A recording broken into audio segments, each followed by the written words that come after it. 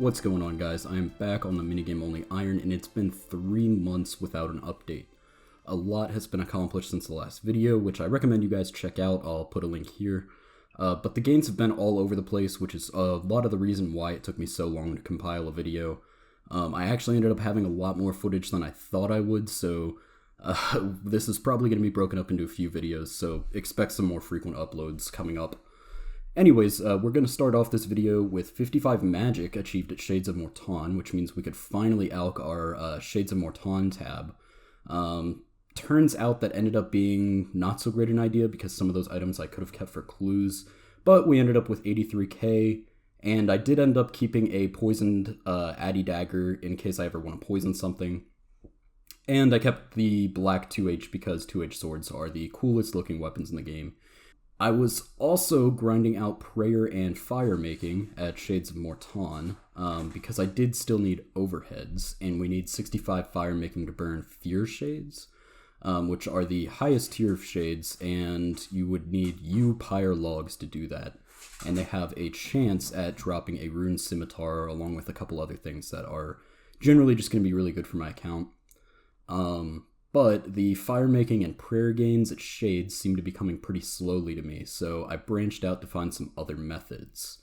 So what other minigames can also train firemaking and prayer? That's right, you got it, pest control. But only if you steal all the trees from the defense piers and burn them to the ground right in front of them. So unfortunately that tends to not make them too happy with you, especially when you're doing it in a novice mode where all of the defense piers and attack piers tend to hang out. Anyways, these trees do not respawn, for those who did not know that, and they are normally used to repair the barriers and gates to gain participation, so that would be why the defense piers and those kind of novelty accounts use that. But you can use them as normal logs, and they can even be taken outside of pest control and banked, which means these are also a great source for making ashes for Serum 207s, after ultimately deciding that Shades was going to be a better option than Pest Control because it gives better loot and about the same XP rates for the same skills that I would be training there. I realized that the best way for me to get firemaking XP is to light the altar every time it goes out while I'm sanctifying oil. That probably sounds confusing to people who may not have played this ancient artifact of a minigame, but the process that you go through to complete the Shades of Mort'ton minigame, I guess I'll just go through one round of it. First, you buy timber beams, limestone, swamp tar, and olive oil from the general store. Then you go to the temple and help build it using your supplies. Usually if you go to World 377, that's the designated Shades of Mort'ton world, there will be other people building the temple most of the time. When the temple is fully built, an altar appears that you can light. You then use your tinderbox to light the altar and use the olive oil on it to create sanctified oil. You use the oil on whatever kind of logs you want to make them into whatever kind of pyre logs. And then you kill shades to collect their remains. The different tiers of shades correspond to different tiers of pyre logs that you can use. Then you place one pyre log and one shade remain on the altar. This is a different altar from where you're actually making the sanctified oil. And you burn their remains with the tinderbox, and then you are rewarded with either coins or a key. So these keys are used to enter rooms within the Shades of Mort'ton dungeon with doors that match the color of your key's tooth, and open chests in the room with a key whose loop color matches the color of the lock on the chests.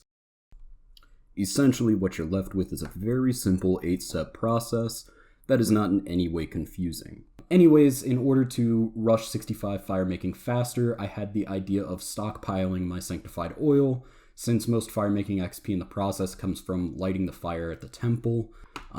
But I can get almost double the firemaking XP I would get just from burning the shade remains. So this is where the flame tear bracelet and hammer really come in handy. The hammer can simply be bought from the general store, the same one where you purchase all these supplies. The flame tear bracelet, however, is crafted with jades and silver and a bracelet mold. Unfortunately, I have no jades to make the bracelets, and I would need higher construction level to get the bracelet mold anyways. The construction levels are actually surprisingly easy compared to a lot of other restricted accounts. I can buy regular planks from the same general store that sells the Shades of Mort'ton building supplies.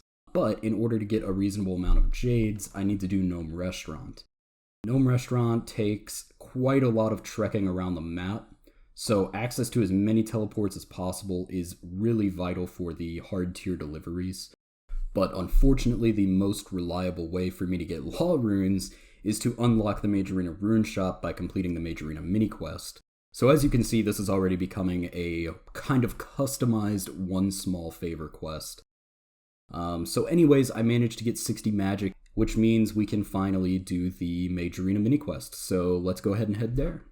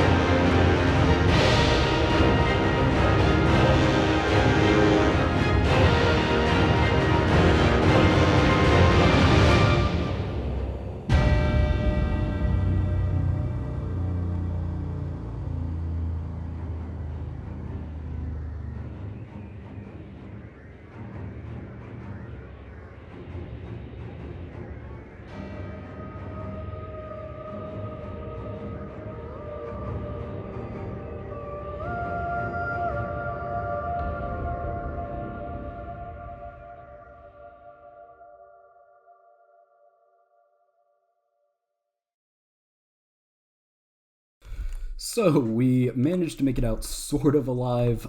Thankfully, we didn't lose anything. I was able to go back and pick up my loot.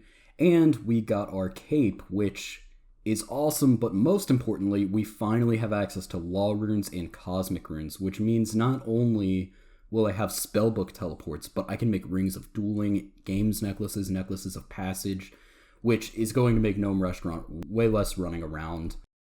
Pretty much prior to this, I was entirely using the minigame teleport spell, which wasn't a big deal because obviously I don't move between minigames much, and when I do, there's teleport pretty much directly to it.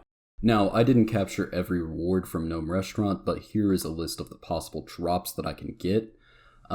Pretty much everything on this list is amazing because it's difficult to obtain through other minigames. The main things I'm seeking, though, are the Jades for Flame Tear bracelets and Red Topaz for Red Topaz machete. That's simply because that'll help a lot with grinding out Tybro One-Eye cleanup in the future. So I kept on going until I got those. Luckily, I already had a gout tuber from some testing that I had done at Tybro One-Eye before, so I was already able to build the machete right away. And I also decided I ought to go for snakeskin boots since I was already at Tybro One-Eye and had just bothered to get the machete and managed to get 3 more gout tubers in the grind for some snakeskin. I was basically just using my trade sticks to use Rianasta's parcel service, and he basically will carry things back for you to your bank. That way I don't have to run all the way back to the north side of Karamja in order to use the deposit box that's up there. And I managed to make myself a pair of snakeskin boots, which means we are no longer barefoot after probably almost 400 hours on this account. I would guess. Anyways, this is becoming a very long video. My audio alone is already over 11 minutes now, so I'm going to go ahead and break this up, and I will be releasing much more content. If this has taken this long, then it's probably going to be another 2 videos or so worth of things that I have to share.